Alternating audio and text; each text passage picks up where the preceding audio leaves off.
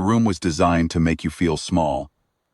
That was the first thing I noticed when I walked into Practicum Wing 7 at Keth Academy of Applied Sciences. The ceiling was 40 feet high, the walls were the color of pale bone, and the observation tiers curved upward in a perfect arc, 3 levels of seating that could hold 200 cadets. Every surface was either polished white composites or surgical steel. The light came from panels, recessed into the ceiling, clean and shadowless, and slightly too bright, kind of light that makes everything look like evidence. I had spent 14 months at Keth, and I had never stopped noticing the ceiling. It probably tells you something about me, or about the ceiling. 23 cadets sat in the first tier on that particular morning. They were all keth, which meant they were approximately 7 feet tall and bilaterally symmetric in a way that suggested convergent evolution with humans. Until you looked closely enough to realize that what seemed like shoulders were actually a secondary rib cage protecting the upper respiratory cluster, and what seemed like arms were 2 primary manipulators flanked by 2 tertiary ones that they kept folded against their torsos when not in use, the way a human might keep their hands in their pockets when they were trying to appear calm. They had 4 eyes each, arranged horizontally, gave them a field of vision, so wide they could see the entire arc of the observation tier without turning their heads. It meant they were always watching everything. In 14 months, I had never stood in front of a room in that building where I could be reasonably certain I was having a private thought. It was a quality that made them extraordinary clinicians. It also made the Practicum Wing feel, at times, like being a specimen in a very well-lit jar. I was, at that point, the only human employed on the faculty of the Keth Medical Division. I held the title of Adjunct Practicum Specialist in Non-Keth Xenophysiology, which was the academic compact's way of saying that I had been hired to teach their cadets what to do when they inevitably ended up treating a species their curriculum had not specifically prepared them for.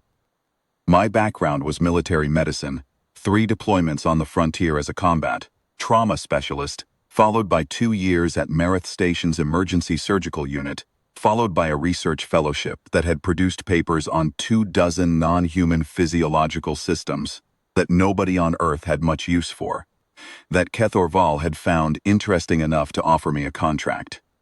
The frontier work was where I had learned most of what actually mattered in a clinical emergency, which is to say, I had learned it under conditions where the equipment was wrong, the data was incomplete, the patient's species was not in my reference materials, and I had 30 minutes before the shuttle left.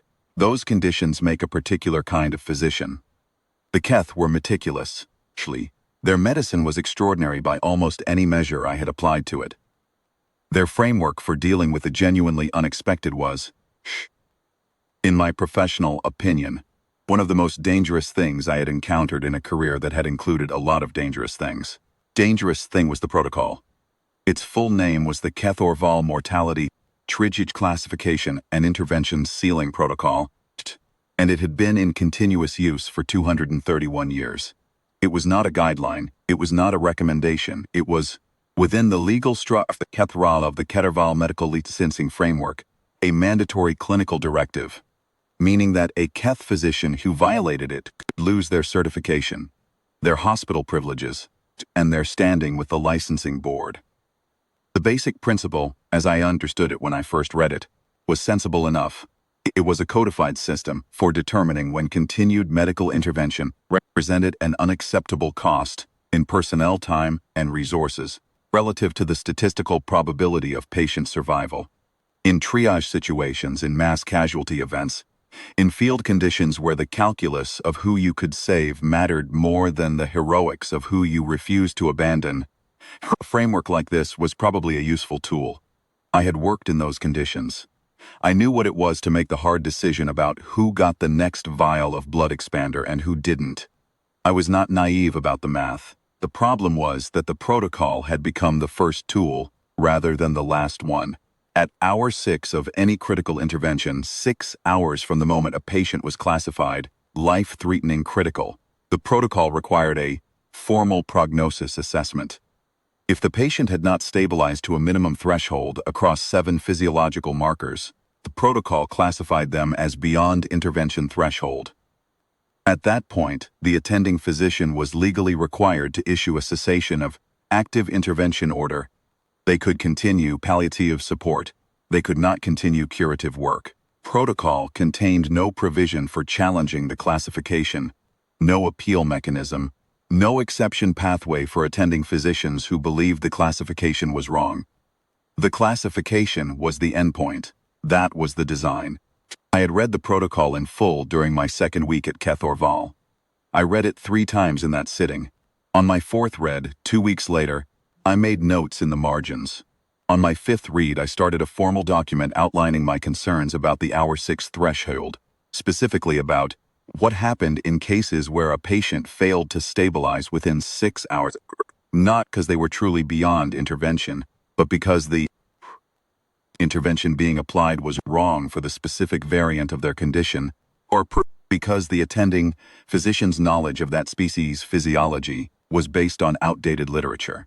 I submitted that document to the division chair, a 60-year practitioner named Orvath Keln Saw, who read it, thanked me for the thoroughness of my analysis, and told me that my concerns would be shared with the Curriculum Review Board at their next formal session, which was scheduled for some time in the following academic cycle.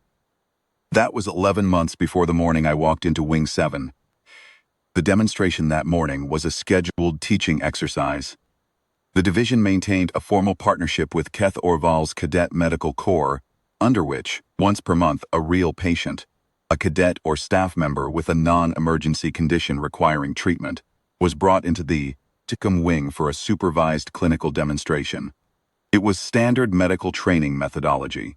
Students needed to see actual bodies, actual decision-making, actual hands in actual tissue, because what a practicum simulation teaches and what a live case teaches are 2 different things, and the gap between them tends to become apparent at the worst possible moments. The attending physician performed the work. The cadets observed. A faculty member narrated. That month I was the narrating faculty member, which meant that my formal role was to stand at the podium to the left of the treatment platform and explain what was happening to 23 first-year cadets who needed to understand it. The patient was a 22-year-old vel'athri cadet named Avith Os. Vel'athri are a secondary species enrolled at Keth under an inter-academic exchange treaty. Smaller than the keth, roughly my height, with warm amber coloring and a tri-lobed cardiovascular architecture. That means they have 3 separate hearts, any 2 of which can sustain full circulation if the third fails. By most metrics, they are extraordinarily resilient organisms. They are also susceptible to a neurological cascade condition called Vel'athri syndrome. The vel'athri name translates roughly as the cascade, in which a specific class of protein, misfolding, triggers a progressive systemic failure that begins in the peripheral nervous system and works inward, shutting down regulatory systems as it propagates toward the core. It presents initially as respiratory irregularity. It can look, in the very early stages, very much like ordinary anxiety or altitude adjustment, or the general physical discomfort of being an exchange cadet far home, operating in atmospheric conditions that are not quite what your species evolved for. Avith Os had presented at the infirmary 2 days earlier with respiratory irregularity. She had been assessed, cleared as a mild atmospheric adjustment response, and scheduled for this practicum follow-up as a low-complexity demonstration case. The initial assessment had been performed by a keth medical technician who was not specifically familiar with Vel'athri syndrome's prodromal presentation. Neither was the attending physician, Teth Carvel On, a 28-year practitioner, and Orvath Keln Saw's senior-junior colleague, who walked into the practicum wing that morning, carrying a diagnostic array and an expression that suggested he fully expected to spend 90 minutes demonstrating standard respiratory assessment to first-year cadets and then have lunch. He got 4 minutes into the preliminary examination before the cascade began. At the narration podium, when Avith Os's secondary respiratory cluster shut down, she did not seize, she did not cry out. She went very still in the way a machine goes still when its power is cut. Not relaxing, not collapsing, just suddenly absent of the subtle micromovements that indicate ongoing function. Her amber coloring changed. Vel'athri baseline skin tone runs warm, a deep amber orange that shifts slightly with circulatory state. Over approximately 90 seconds, she went from amber to the pale, yellowish gray that their physiological literature describes as advanced systemic hypoxia. It is a color that is not easy to forget once you have seen it. Teth Carvalon moved fast. I will say that for him he moved fast, and he called the emergency sequence correctly, and within 6 minutes there were 4 additional physicians in the room, and the treatment platform had been converted from a demonstration setup to active critical care environment. The cadets in the observation tier had gone absolutely silent. 23 sets of 4 eyes, all of them fixed on the treatment platform 12 feet below them. I was still at the narration podium. I had stopped narrating. I watched Teth Carvalon work through the first half hour, and what I saw was competent medicine. He knew vel'athri cardiovascular architecture.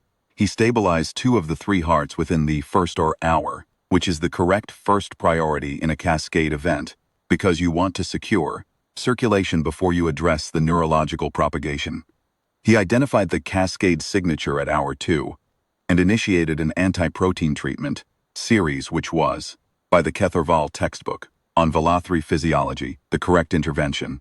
The textbook was based on vel'athri medical literature that was approximately 40 years old, because the vel'athri had been enrolled at keth for only 12 years, and the curriculum had not yet been updated to reflect the more recent research. The anti-protein series had a 40-year-old clinical success rate of approximately 60%. The current vel'athri literature, which I had been reading systematically for 8 months, because the gap in the xenophysiology curriculum was something I had been working to address through my research load, put that success rate at 31%. The reason for the decline was that the cascade variant that had emerged in the last 3 decades was more aggressive. The misfolding propagation moved faster than the original treatment parameters assumed. The anti-protein series, as currently calibrated, was disrupting protein chains that had already done their damage and missing the active propagation. I knew this. I was standing at the narration podium in my formal role as the faculty member who was supposed to be explaining things to cadets, and I knew what I was watching, and Teth Carvalon did not know it. There was a specific quality to those 2 hours and 40 minutes that I am not entirely sure I have adequate language for. I was watching a colleague work a case with a tool that I knew was the wrong calibration for the specific problem in front of him. And I was watching the patient's markers trend in the direction that the wrong tool would produce. And I was doing nothing about it yet. I had 1 intervention attempt before he would have grounds to formally remove me from the platform. And I needed it to land. So I waited until the trend was clear enough to be undeniable. I waited until hour 2 and 40 minutes, when it was apparent that the anti-protein series was not arresting the cascade. Then I walked from the narration podium to the treatment platform. The vel'athri literature has updated this protocol, I said to Teth Carvalon, keeping my voice low and level. Aggressive variant doesn't respond to the anti-protein series at this dosage. I can show you what the updated research recommends. He looked at me the way an experienced physician looks at an adjunct specialist from a different field who has just walked onto his treatment platform during an active critical case. I recognized the look. I had worn it myself years ago when I was the one with 28 years of practice and I was not the one being corrected. It was not hostility.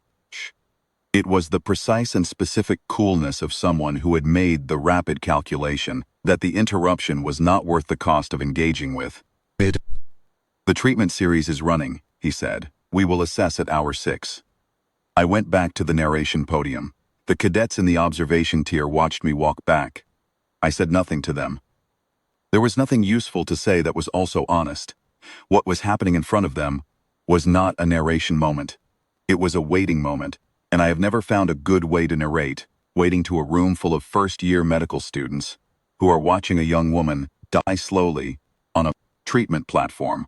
Hour 6 came at 14:40 local academy time. Teth Carvalon performed the prognosis assessment in the methodical, nice way that the protocol required. He read each of the 7 physiological markers aloud from the monitoring array in sequence, each one followed by its threshold range and its current reading. The room was quiet enough that I could hear the soft tonal output of the array with each reading. The keth monitoring equipment has a register-based feedback system that produces a specific pitch pattern for values inside threshold, and a different one for values outside it. And I had been listening to those tones for the last 4 hours, and I knew what the pattern would sound like before he finished reading the 4th marker. 3 of the 7 markers were within threshold. 4 were not. Protocol required a minimum of 5 within threshold for the hour 6 assessment to return a positive result. He said it the way a keth physician says anything formally required, without inflection, without visible emotional weight, as though the words were simply a data transfer from one record to another. Patient Avithos vel'athri, age 22. Gnosis assessment at hour 6. 3 of 7 markers within intervention threshold. Classification: beyond intervention threshold. Cessation of active intervention order issued at 14:43. He turned off the primary treatment array. He did not turn off the palliative support systems, the oxygenation management, the fluid balance, the cardiac assist on the 2 stabilized hearts. Those stayed running. The active intervention equipment, the cascade suppression unit, the anti-protein infusion system, the neurological bridge support, went dark. I was already walking to the treatment platform. I want to be precise about what happened next, because I have thought about it many times since, and precision matters to me when the stakes were what they were. I did not feel angry. I was not running on adrenaline or on the kind of desperate sentiment that looks, in the retelling, like moral courage but feels, in the moment, like barely controlled chaos. I was not experiencing anything that I would describe as chaos. What I felt was something closer to a very old, very specific clarity. The kind that used to arrive in the field on the 4th or 5th day of an operation, when the initial crisis burned down sustained work, and everything that was not absolutely relevant to the immediate problem had been stripped away by necessity. My hands were steady, my thinking was clean and ordered and running on a problem that I knew how to approach.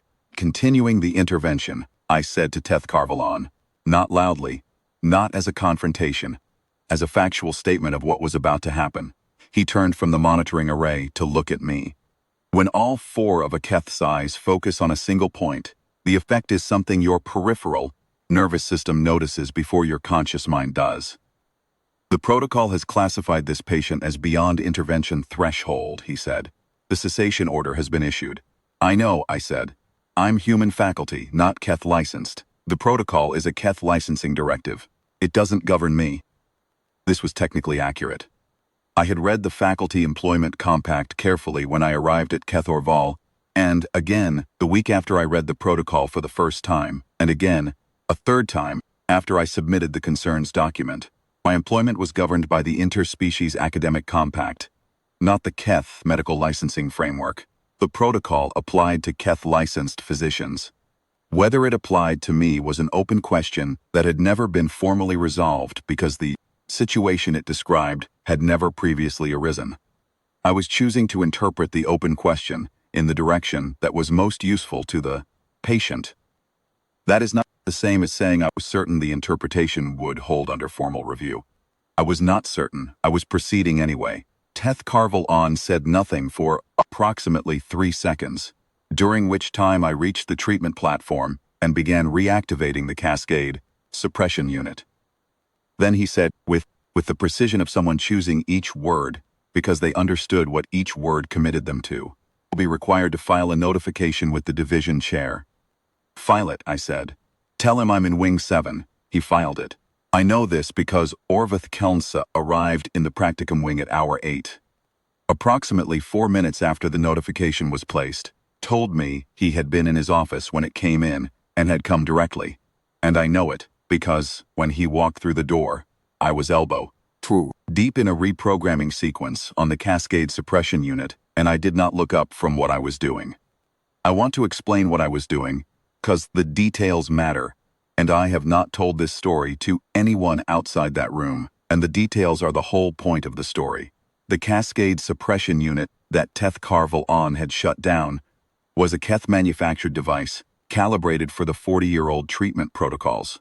It worked by targeting the misfolded protein chains at the neurological interface and chemically disrupting them before they propagate the cascade further into the central nervous system. The problem with the current aggressive variant of vel'athri was that the misfolding was happening faster than the device's detection algorithm expected. The algorithm was running on parameters that assumed a propagation speed 30% slower than what this variant actually exhibited. The device was chasing the cascade instead of cutting ahead of it. It was competent medicine applied with a map that was 30 years out of date. I had been working on a parameter modification for this device for 2 months because I had expected to need it in a live case. I was a xenophysiology researcher, not an active clinician. I had no reason to expect that a vel'athri cascade would land in my lap during a routine practicum demonstration. I had been working on it because it was a problem in the curriculum that bothered me. Problems in curricula that have patient survival consequences are the kind of problems I work on, whether or not I expect to need the answer soon. The modification was in my research notes. My notes were on the datapad in my coat pocket, was hanging on the back of the narration podium chair, and I had it out before Teth Carvel had finished watching me walk to the platform. Programming the suppression unit took 43 minutes. I know the exact time, because I was aware, during all 43 of those minutes, Orvath Kelnsaw was standing 6 feet behind me. He had come in, assessed the room in the way that division chairs assess situations, seen what I was doing, and stopped. He had not issued any instructions. He had not asked me to step back.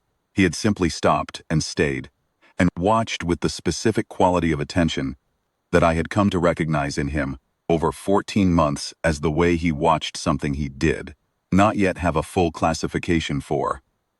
At the 43-minute mark, I finished the parameter revision and restarted the suppression unit. "What are you targeting?" he said, the voice of a colleague asking a clinical question. "The propagation front," I said. "TERT. The current variant moves 30% faster than the original parameters assumed. The standard targeting is chasing the cascade. I've moved the detection window ahead of the front." A pause, then, "The vel'athri updated their cascade literature 3 years ago," I said. "Second supplementary volume. Chapter 3 has the propagation speed data. Chapter 7 has the treatment parameter implications. I can send you the reference set." "Send it," he said. He pulled a chair from against the wall and placed it 3 feet from the treatment platform, and sat down. He did not leave. He watched. That was hour 7. Between hour 7 and hour 12, I ran 3 parallel work streams simultaneously, and if I am honest about those hours, I will tell you that they were some of the most demanding sustained work I have done, and I have had a career that includes some genuinely demanding sustained work. The cascade suppression was the critical thread. I had to monitor the targeting parameters and adjust them twice as the cascade's propagation characteristics shifted under the intervention pressure. Cascades are not static events. They adapt, in a limited biological sense, pressure being applied to them. The misfolding propagation will find lateral pathways when the primary pathway is disrupted, and you have to follow it through the lateral moves and cut ahead of those too. It is more like a tactical problem than a medical one in the traditional sense. You are not just treating the condition. You are modeling where it intends to go and positioning your intervention ahead of it. The second workstream was cardiovascular stabilization. Teth Carvel had stabilized 2 of the 3 hearts, but the stabilization was fragile in the way that early intervention stabilization often is. It holds as long as you are actively maintaining it. And the cascade was continuing to exert pressure on cardiac nerve function, even as I was working, to suppress it at the neurological level. I had to run continuous level cardiac support on both functioning hearts while the suppression work was ongoing. 2 monitoring feeds, 2 adjustment tracks, 1 decision maker. The third workstream is the one that never appears in medical literature, is the management of genuine uncertainty. I was working from research I had read and studied but never applied in a live case.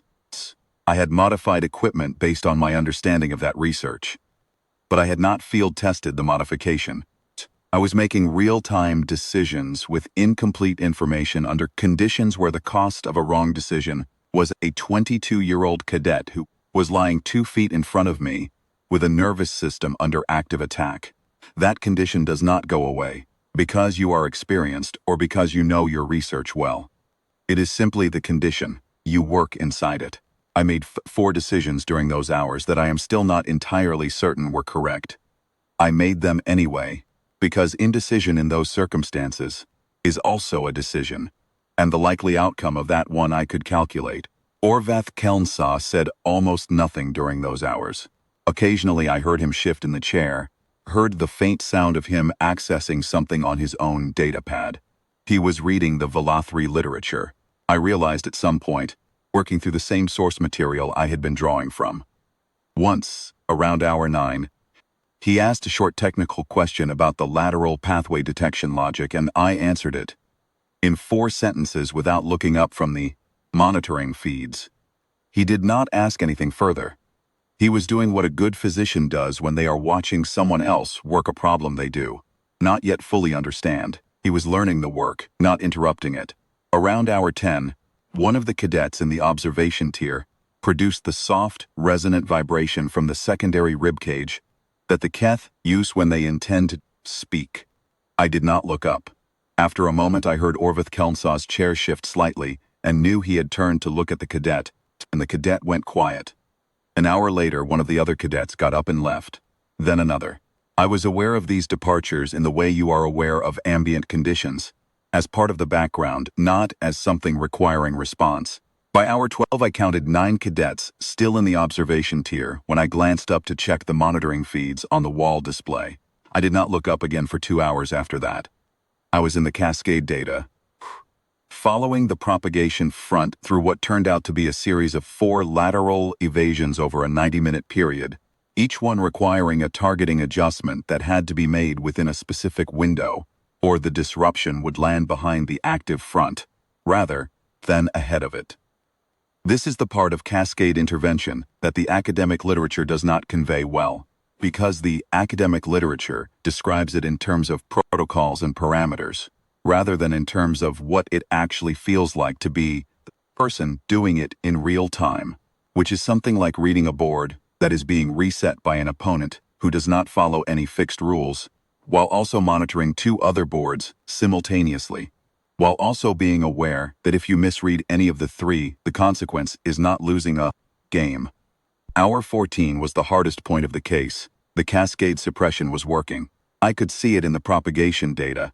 The front was retreating. The lateral moves were being cut off faster than new ones could open. The central nervous system markers were beginning to trend upward toward threshold. But the third heart was failing. The 2 hearts Teth Carvalon had stabilized were holding. But the cascade had done more neurological damage to the cardiac regulatory system for the third heart than I had initially assessed. And by hour 14, the cardiac assist was the only thing maintaining any function in it at all. Use the assist, the heart fails. Maintain the assist, I was using intervention resources that would otherwise go to cascade suppression and to the 2 stable hearts. The question was whether to maintain intensive support to the third heart, fighting to keep all 3 hearts viable, or to reduce support and let the 2 stabilized hearts carry the load while I directed more resources toward the cascade suppression. Vel'athri physiology can sustain on 2 hearts. That is the point of the tri-lobed architecture. Any 2 can carry the organism, but the transition from 3-heart function to 2-heart function involves a circulatory reorganization that is itself stressful, and in a patient already under systemic cascade pressure, the additional stress load of a forced cardiac transition could trigger secondary crisis. I spent 12 minutes on that decision. I ran the numbers, and then I ran them again. I checked the vel'athri cardiac transition literature on my datapad, specifically the section on forced transition under systemic stress load, which I had flagged 8 months earlier as the most clinically relevant and least understood area of the current research. The data on transition outcomes was thin. 6 documented cases in the literature, 4 with good outcomes, 1 with secondary crisis, 1 fatality. The fatality had occurred in a patient whose cascade suppression was already failing when the transition was forced. Mine was not failing. The cascade was in retreat. That mattered. I factored it. 12 minutes is not a long time in most contexts. In that room at that moment, it was long enough that I was aware of each minute passing as a discrete unit of something I was using up. I pulled back on the third heart. I held the cardiac assist at the minimum level necessary to prevent catastrophic sudden failure. Not enough to maintain function, just enough to prevent a sharp drop that would be its own crisis. And I redirected the freed resources to the cascade suppression and the two functional hearts. I was making a controlled decision to allow the third heart to wind down rather than fail catastrophically, in order to give the patient the best probability of surviving on two. It was the right call. I believed it was the right call, not be certain. Orvith Kelnsaw watched me make the adjustment. He said nothing. The next 2 hours were monitoring and sustained suppression work. The cascade front was in genuine retreat across the neurological map, not temporary suppression that would rebound when I reduced the intervention pressure, but actual retreat, the misfolding propagation running out of viable pathways faster than it could generate new ones. The central nervous system markers were improving measurably every half hour. The two functioning hearts were stable. The third heart lost function completely at hour 15 and 40 minutes. It was not a sudden event. It was a slow reduction across a 20-minute window, each monitoring tone dropping by a register increment until the feed went to its baseline null tone and stayed there. Evith Os was, from that point forward, a two-heart vel'athri. The vel'athri medical literature documents this outcome, occasionally following severe cascade events and trauma. It is a meaningful change in the patient's physiological landscape. It is not incompatible with a full and active life. I noted it in the running case record and kept working. Hour 16, hour 17. The propagation data showed the cascade front continuing to retreat toward the peripheral nervous system, toward the origin point, which is where you want it to go, because a cascade front that has retreated to the periphery has run out of critical system territory to damage and is effectively neutralized. The central nervous system markers were approaching threshold. The two hearts were holding steady. At hour 18, I reduced the suppression unit's output by 30%. The reasoning was diagnostic as much as therapeutic. If the cascade was genuinely neutralized, reducing the suppression pressure would show no rebound in the propagation data. If it was only suppressed, held back by the intervention force rather than actually retreating, the reduction would cause an immediate uptick in front activity readings. I watched the propagation display for 8 minutes. No uptick. The front continued its slow peripheral retreat. The cascade was done. I reduced the suppression output again at hour 18 and 40 minutes, down to 20% of the working level, and watched for another 8 minutes. The propagation data stayed clean. At hour 19, I began the shutdown sequence for the suppression unit, reducing the output in graduated steps over 7 minutes while monitoring all active feeds. At hour 19 and 7 minutes, Evith Os opened her eyes. She did not open them dramatically. She was not gasping or thrashing or returning from somewhere cinematic. She simply became present. The monitoring feeds had been tracking her neurological recovery for hours, and the data had been telling me this moment approaching. But there is still something that happens in the room when a patient who has been absent for 19 hours opens their eyes and focuses on the light above them. I do not have a clinical term for it. It was not surprise on my part. It was something quieter than that. She took 30 or 40 seconds to orient. Her 4 eyes opened and went unfocused, the way of someone who has been unconscious a long time and is finding their way back through layers of confusion towards situational awareness. And she focused on the ceiling panel light above the treatment platform. Then she focused on me. She said something in vel'athri. I have functional vocabulary in the vel'athri medical register, enough to communicate clinically, not enough for casual conversation. She said was something my lexicon translated as approximately, where or what location, which is a reasonable first question. When you have been unconscious for 19 hours, and you wake up in an unfamiliar room with equipment you don't recognize and a human face 6 inches from your monitoring line. Keth Orval Medical Wing, I said. I kept my voice even and clear. You had a cascade event. It's over. You're going to be all right. She looked at me for another moment. Then she closed her eyes again. Not in loss of consciousness. In what I have come to read as the vel'athri deliberate rest signal, a voluntary choice to stop processing rather than an involuntary shutdown. She was present. She knew where she was. She was choosing rest. I ran a full 7-marker assessment. The same 7 markers the protocol used for its hour 6 evaluation. At hour 19 and 12 minutes, 6 of the 7 were within threshold. The 7th, the central nervous system recovery marker, was at the lower edge of the threshold range, which I expected given the severity and duration of the cascade. It would continue to improve over the recovery period. I documented the assessment results in the running case record. Then I opened the protocol's formal reporting template on my datapad. The same template, the same format, the same field structure that Teth Carvalon had used at hour 6 to issue the cessation of active intervention order. And I began writing the patient's status update. It took me 20 minutes to write it. Not because the content was unclear. I had been composing it in my head for the last 3 hours in the intervals between adjustments. But because I wanted every word to be exactly right. I listed the intervention sequence in chronological order, with timestamps. I documented each adjustment to the cascade suppression unit's parameters, with the specific propagation data that had driven each adjustment, and the research citations that had informed my modification of the baseline parameters. I documented the cardiac decision at hour 14, the reasoning, the alternative I had considered and rejected, the data I had used, the outcome. I documented the cascade neutralization sequence. I documented the patient's return to consciousness, the preliminary 7-marker assessment, and the results. Under patient status, I wrote, intervention successful. Under classification, I wrote, previously designated beyond intervention threshold at hours. Designation revised per clinical outcome at hour 19.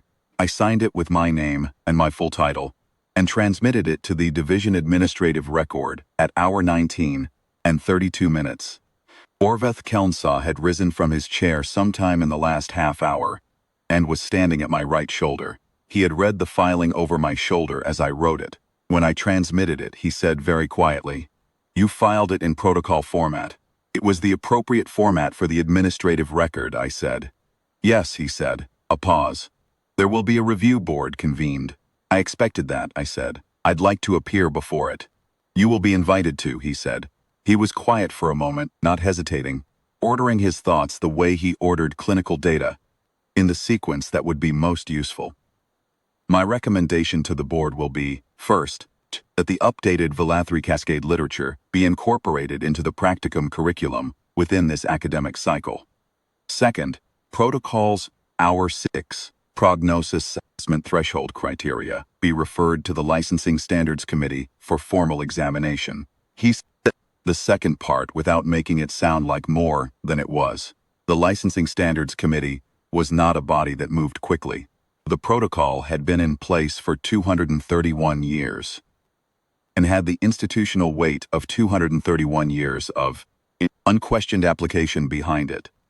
Referring it to the Census Committee was the beginning of a process, not the end of one. The committee would convene, review the submitted literature and case evidence, commission its own assessment, produce a recommendation, and submit that recommendation to the licensing board, which met 3 times per year, and which would take its own time. I understood all of this. "I'll write the full case report for the committee," I said. "Every decision point, every parameter adjustment, the complete modification set for the suppression unit, the full vel'athri literature citations.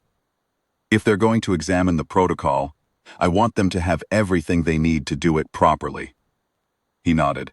Then he walked into the treatment platform and stood beside Aveth Oss, who was resting with her eyes closed, and whose monitoring feeds were all reading within the expected post-cascade recovery range. He checked her pulse on both functioning hearts. The quick practiced check of a physician who has done it 10,000 times. He looked at the monitoring display. He stood there for a moment with his hands at his sides. Then he turned to look at me. "I read your concerns document," he said. The one you submitted 11 months ago. I remember submitting it, I said. I should not have deferred it to the review cycle, I said. I want you to know that I understand that. I looked at him. 60 years of practice. The longest-serving division chair in Keth medical history. A physician whose work I had respected before I arrived, and respected more now.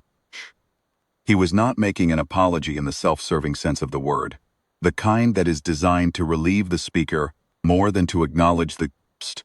He was making a precise factual statement about a decision he had made and what that decision had very nearly cost. I know you do, I said. That was all there was to say about it, and neither of us said anything further. The recovery team came in to take over at hour 20. By then, most of the cadets had long since left the observation tier. The session had officially ended sometime around hour 8 when the mandatory attendance period expired, and they had filtered out in ones and twos throughout the long hours of the case. I had not kept count after hour 12. I had not had the attention to spare. When I finally picked up my data pad and my coat at hour 20 and 4 minutes, after the documentation was complete and the handoff was signed and the recovery team was settled, I looked up at the observation tier, and there was one cadet still there. She was on the first level, front row center, which is where the keth usually position themselves, because the front row gave the optimal viewing angle on the treatment platform. She was perhaps 19 or 20 years old. All 4 of her eyes were focused on me. She had a data pad on the desk surface in front of her, and it had been out for a long time. I could see from the posture of her primary hands that she had been writing intermittently throughout the session, rather than just watching. I picked up my coat and my data pad. I was in the specific way of sustained precision work. Not the bone fatigue of physical effort, but the particular, wrung-out depletion of 14 hours of continuous high-stakes decision-making uses something that is not quite muscle and not quite mind, but some combination of both. I was already thinking about the case write-up. I was thinking about the 3rd chapter of the vel'athri cascade literature and a specific paragraph I wanted to pull for the committee documentation. I was thinking about what I needed to eat.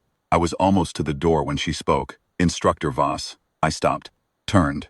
She was still in the same position in the front row, data pad in front of her, all 4 eyes on me. She said, at hour 14, when you reduced support to the 3rd heart, you knew it would fail. Yes, I said.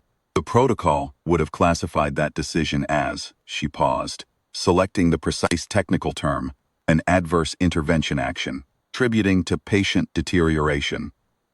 That's likely how the committee will characterize it initially, I said, until they read the alternative outcomes data.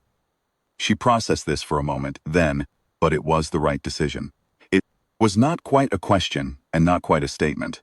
She was working through something, not looking for reassurance, not performing engagement for my benefit. She was genuinely working through something that the curriculum had not yet given her the framework to process. Yes, I said.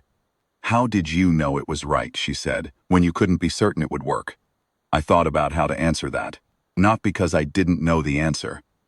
I had been thinking about some version of that question for most of my adult professional life, and I had arrived at something like an answer a long time ago. But the question deserved the right words, and the right words in this context were not the same as the right words in a different context. And this was a first-year medical cadet who had stayed in an observation tier for 14 hours watching a case that she was not required to stay. I knew what the alternative cost, I said. The other decisions, continuing full support on the 3rd heart, pulling back on suppression to stabilize it, or stopping the intervention altogether because the protocol had classified it as closed. I could calculate what each of those cost. I didn't need to be certain my decision would work. I needed to be certain it gave her a better chance than the alternatives did. She looked at me. 4 eyes, wide field of view. She was very still. Then she wrote something on her data pad, slowly in keth script, which I cannot read, but deliberately, someone writes when they are getting something exactly right. She looked up. Thank you, she said. I nodded. I went to the door. I stood there for a moment, with my hand on the release panel, and looked back at the room. The empty observation tiers curved upward in their arc to the ceiling 40 feet up above. The treatment platform where Avathos was resting under the recovery team's attention. Chair that Orvith Kelnsaw had pulled from the wall and left 3 feet from the platform. The narration podium I had walked away from at hour 2 and 40 minutes and had not returned to. The light was still clean and shadowless and slightly too bright. Every surface was still polished white composites and surgical steel. The room was still designed to make you feel small. I had tested feeling at around hour 8. I went to write the case report. The review board convened 11 weeks later. I testified for 4 hours, working through the case chronologically, decision point by decision point, with the monitoring data and research. Citations available on the display panel at the front of the chamber.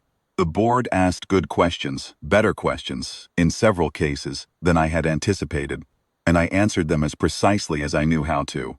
The Licensing Standards Committee examination of the protocol's Hour 6 threshold criteria was formally opened 6 weeks after that, and Orvith Kelnsaw filed a 17-page supporting brief alongside the case documentation I had provided. The examination is still, as of the last communication I received from him, ongoing. These things take the time they take. Institutions that have operated on a given framework for 231 years do not revise that framework quickly, and they should not. They should revise it carefully, with full documentation, with the literature cited, and the outcomes tracked, and the edge cases identified. I filed the case report, and I sent the updated vel'athri literature, and I testified, and then I went back to teaching xenophysiology to first-year cadets needed to understand what to do when they encountered a species their curriculum had not prepared them for. That is the job. Prepare them for what you can. Then you prepare them as best you are able, for the fact that the map and the territory are never exactly the same thing, and that the moment when they diverge is the moment that matters most. The cadet in the front row understood that before I finished the sentence. I could see it in the way she wrote it down. Some of them come in, already knowing the most important things. You mostly just have to give them the words.